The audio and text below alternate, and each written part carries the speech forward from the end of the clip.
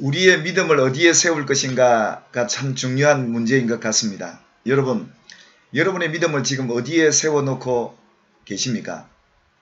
예수님께서 베드로에게 말씀하시기를 주는 그리스도시요 살아계신 하나님의 아들이십니다는 믿음의 고백 위에 그 반석 위에 내 교회 주님의 교회를 세우리니 음부의 군세가 이기지 못하리라 라고 말씀을 하셨습니다.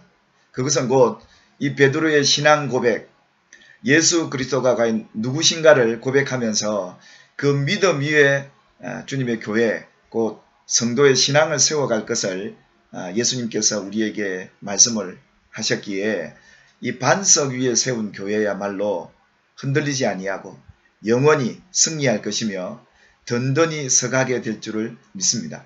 그래서 오늘 시편 제11편 말씀을 통해서 무너지지 않는 터 위에 믿음을 세우라 라는 주제로 하나님의 말씀을 함께 나누고자 합니다. 오늘 이 다윗이 겪고 있던 이 터가 무너졌다라는 그런 상황, 그 원어적인 의미는 국가의 법과 질서가 무너진 상황, 혼란스럽고 절망적인 그 상황 속에서 지어졌던 시가 바로 시편 11편이 되겠습니다. 이러한 혼란과 절망 속에서 이 다윗이 이 터가 무너진 상황 속에서 그가 어디에 믿음을 세웠는가를 오늘 이 시편은 노래하고 있는 것이지요.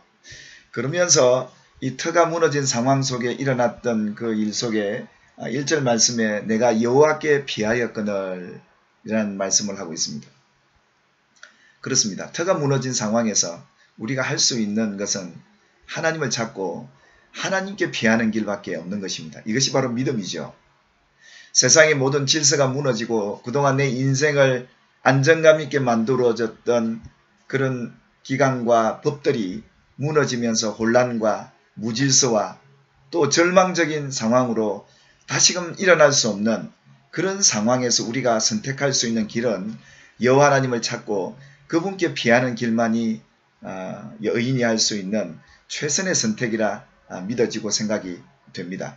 여호와께 피하였지만 다윗을 알고 있는 지인들이나 친구들이 다윗을 위해서 한다는 얘기가 너희가 내 영혼에게 새같이 내 산으로 도망하라 하면 어찌함인가 라고 안타까워하는 마음을 내뱉고 있습니다.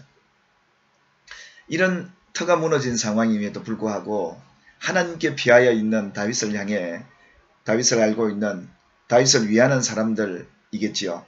그러면서 지금 이런 판국에 하나님께 올라가서 예배하고 기도하고 찬양한다고 일이 해결될 것 같으냐? 그러지 말고 산에 도망가서 그 산이라는 곳은 지형적으로 굴이 많고 팔레스타인 지역이 원래 그런 도피처가 많은 곳이었기 때문에 도리어 산으로 도망가서 언제 죽을지 모르는 새 같은 자신을 지킬 수 있는 길은 하나님이 아니라 저 산으로 도망가는 그 길을 제시하여 주었던 것.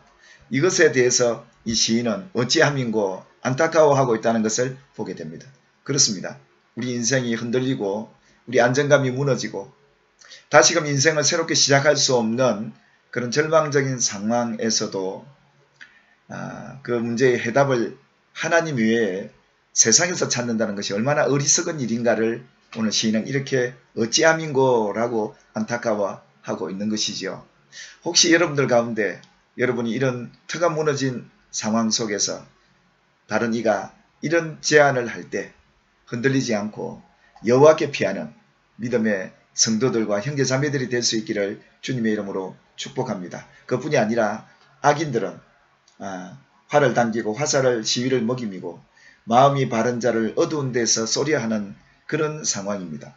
그러니 이런 터가 무너진 상황 속에 언제 죽을지 모르는 그 영혼이 새같이 비유된 이 시인의 불행하고 위기 일발의 상황 속에서 오늘 이 터가 무너진 상황을 이 다윗이 경험하게 됩니다.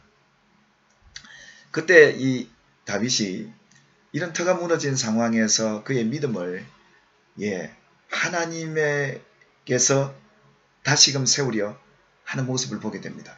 그것이 4절 말씀에 여호와께서는 그의 성전에 계시고 여호와의 보좌는 하늘에 있으며 그의 눈이 인생을 통촉하시고 그의 안목이 그들을 감찰하시도다. 그렇습니다. 여러분 그동안 우리가 안정감을 누렸던 우리 인생 그리고 나라와 민족 또 우리의 공동체 무너질 수 있습니다. 그러나 영원히 무너지지 않는 터가 바로 하나님이십니다. 우리의 믿음을 이 터가 무너졌을 때 우리가 어디에 세워야 함을 바로 인식하는 것이 오늘 시인이 우리에게 간절히 우리에게 기대하는 메시지가 아니겠습니까? 그러면서 이 다윗은 여호와 하나님께서 성전에 계시고 여호와의 보좌는 하늘에 있음을 그는 깨닫고 하나님의 눈이 지금 인생들을 보고 계시고 또 그의 안목이 그들을 감찰하고 있다는 사실을 그는 깨닫게 됩니다. 다윗은 인생을 살면서 이런 많은 틀을 무너지게 만들었던 그 상황 속에 깊이 하나님을 경험했던 적이 있는 인물이었습니다. 여러분 잘 아시는 사무엘상 17장에 보시면 블레셋이 이스라엘을 쳐들어와서 그 이스라엘 군대 앞에 하나님의 군대를 모욕하며 누구든지 골리앗 그와 함께 겨룰 자가 누구냐 하며 이스라엘을 무시하고 짓밟고 있는 상황이었습니다. 그때 다윗이 그 상황 앞에 서게 되죠. 어느 누구도 나서고 싶지가 않고 나서지 않는 두려운 그 상황. 이제는 이스라엘은 그 상황 속에서 모든 터가 무너져 있는 그 상황. 용기도 그와 싸워 이길 만한 어떠한 시작해보고자 하는 그런 마음도 없는 그런 상황. 이 터가 무너진 상황에 다윗이 직면하게 됩니다.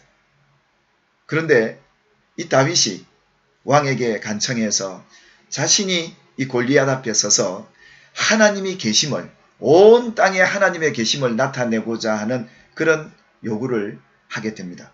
그래서 이 다윗이 그 누구도 맞설 수 없는 이 블레셋 군대 장관 골리앗 앞에 맞서서 그와 싸우려 하는 그 상황 17장에 잘 기록되어져 있습니다.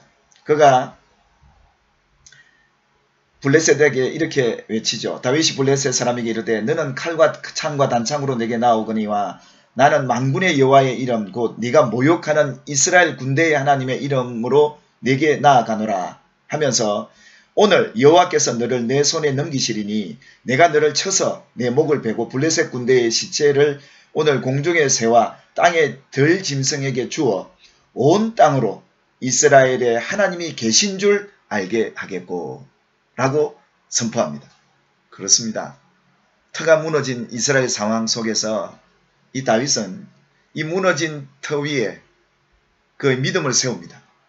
그리고 여호와께서 그 성전에 계시다는 같이 여호와는 당신의 백성들과 함께 있다는 사실 이 믿음을 갖고 이 골리앗 앞에 서서 온 땅으로 여호와 이스라엘의 하나님이 계시다는 것을 알게 하겠다라는 것을 고백하게 됩니다. 그렇습니다. 터가 무너진 이 상황에 다윗은 하나님 위에 터를 세우고 그 믿음을 세웁니다. 그렇습니다. 비록 이스라엘 나라는 잠시 무너질 수 있고 그 터는 무너질 수 있어도 영원히 무너지지 않는 터 하나님 위에 이 믿음을 세웠던 다윗의 이 용맹함 어디서 온 것일까요? 그렇습니다.